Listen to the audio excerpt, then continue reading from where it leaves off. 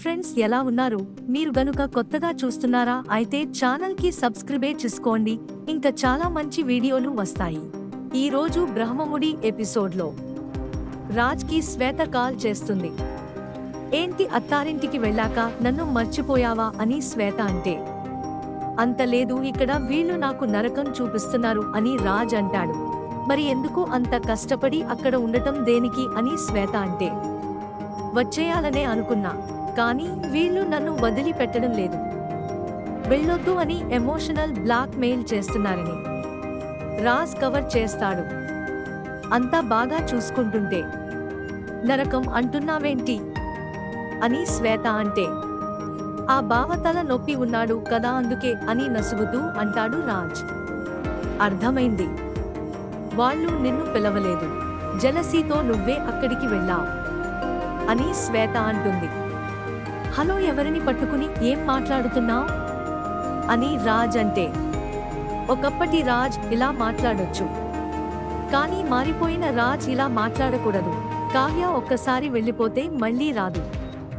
రాజ్కు శ్వేత నీతులు. రెస్టారెంట్లో నిన్ను చూశాను రాజ్, కావ్యకు తన బావ ఎక్కడ ప్రపోజ్ చేస్తాడో అని కంగారు పడిపోయా. ఇప్పుడు కావ్య తన పుట్టింటికి వెళ్తే నువ్వు కూడా వెళ్ళిపోయావ్ అని అంటుంది శ్వేత. అంత లేదు అని రాజ్ అంటాడు. లేదు రాజ్, నాకెందుకో అనుమానంగా ఉంది. నువ్వు ఇగోతో కావ్యని వదిలేద్దాం అనుకుంటున్నావు, కానీ తన మీద నీ మనసులో చాలా ప్రేమ ఉందని శ్వేత అంటుంటే, పిచ్చి పిచ్చిగా మాట్లాడకు.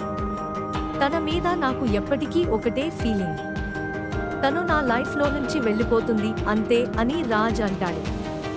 అలా అనుకుంటే పర్వాలేదు, కానీ అబద్ధం అయితేనే అసలు సమస్య అని శ్వేత అంటుంది. దీంతో రాజ్ మౌనంగా ఉండిపోతాడు. సరే, కానీ అసలు కావ్య బావ ఎందుకు వచ్చాడు? కావ్య నీతో విడిపోతున్నట్లు తెలుసుకుని వచ్చాడా, లేక గతంలో ప్రేమించి పెళ్లి చేసుకోవాలని వచ్చాడా? అది ఎందుకో నువ్వే తేల్చుకో. కావ్య లాంటి మంచి అమ్మాయి ఒక్కసారి వెళ్ళిపోతే మళ్ళీ రాదు అని శ్వేత చెప్తుంది. శ్వేత మాటలతో ఆలోచనలో పడతాడు రాజ్.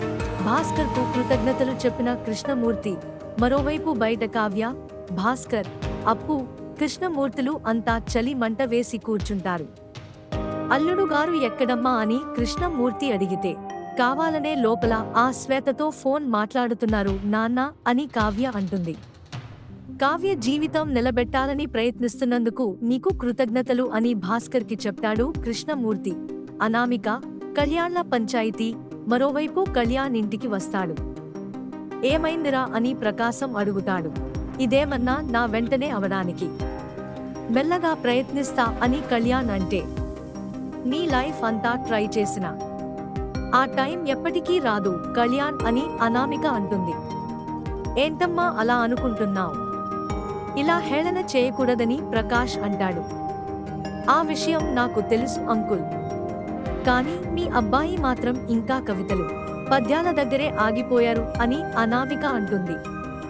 చాలా థాంక్స్, బాగా అర్థం చేసుకున్నావ్ అని కళ్యాణ్ అంటాడు. ఇలా అనామిక, కళ్యాణ్ల పంచాయితీ సాగుతుంది. కావ్య, బావల డాన్స్, మిస్టర్ బడాయి తిప్పలు. ఇంతలో రాజ్ వస్తాడు. అల్లుడు గారు వస్తున్నారు, డ్రామా మొదలు పెడదాం అని కనకం అంటుంది. దీంతో కావాలనే కావ్య, భాస్కర్లు నవ్వుతూ ఉంటారు. అది చూసి రాజ్ లోపల రగిలిపోతూ ఉంటాడు. స్కూల్ పిల్లల్లా భలే నవ్వుకుంటున్నారు కదండి అని కనకం అంటుంది. ఎంతైనా మన అల్లుడు చిన్నప్పటి జ్ఞాపకాలు మర్చిపోలేదని కృష్ణమూర్తి అంటాడు. మన అల్లుడు కాదు, మేనల్లుడు అని గట్టిగా అరుస్తాడు రాజ్. దీంతో ఒక్కసారి షాక్ అయిన కృష్ణమూర్తి, అయ్యయ్యో, ఏదో పొరపాటు అయిపోయింది బాబు అని అంటాడు. ఈ లోపు బావ, కావ్యలను డాన్స్ చేయమని అప్పు అంటుంది. దీంతో కావ్య, భాస్కర్లు కలిసి డాన్స్ చేస్తూ ఉంటారు. ఇప్పుడు ఒక సాంగ్ ప్లే అవుతుంది. వాళ్లను చూస్తూ రాజ్ ఉడుక్కుంటాడు. ఇలా డాన్స్ చేస్తూ ఉండగా కావ్య కాలు నిప్పుపై పడబోతుంది. వెంటనే రాజ్ వెళ్లి చేతితో నిప్పు తీసేస్తాడు. మరోవైపు భాస్కర్ కాలికి కూడా కాలుతుంది. రాజ్ ప్రేమ బయటపడుతూ ఉండటంతో భాస్కర్ సంతోషిస్తాడు. స్వప్న క్రెడిట్ కార్డ్ బిల్. రుద్రానికి చివాట్లు. ఇక తెల్లారుతుంది. స్వప్న బయటకు వచ్చి ఫోన్ చూస్తే 50 రూపాయలు వేలు క్రెడిట్ కార్డ్ బిల్ వస్తుంది. దీంతో అత్తని అడగటానికి వస్తుంది. అప్పటికే రాహుల్ రుద్రాణిని డబ్బులు అడుగుతూ ఉంటాడు.